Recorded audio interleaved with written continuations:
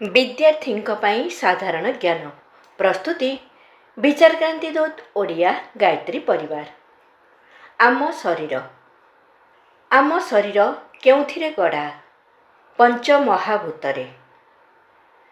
ପଞ୍ଚମହାଭୂତ କ'ଣ?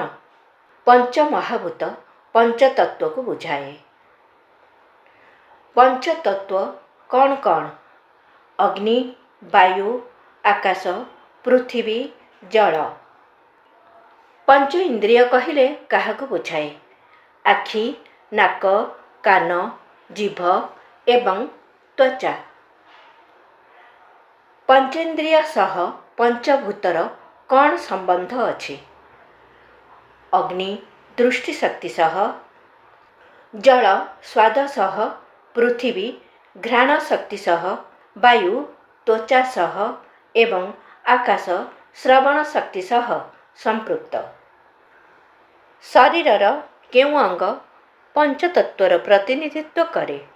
ପଞ୍ଚ ଅଙ୍ଗୁଳି। ବୃଦ୍ଧା ଅଙ୍ଗୁଳି, ତର୍ଜନୀ ଅଙ୍ଗୁଳି, ମଧ୍ୟମା ଅଙ୍ଗୁଳି କାହାର ପ୍ରତିନିଧିତ୍ୱ କରନ୍ତି?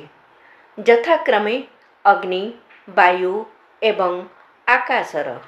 ଅନାମିକା ଅଙ୍ଗୁଳି, କନିଷ୍ଠ ଅଙ୍ଗୁଳି କାହାର ପ୍ରତିନିଧିତ୍ୱ କରନ୍ତି? ଯଥାକ୍ରମେ ପୃଥିବୀ ଏବଂ ଜଳର।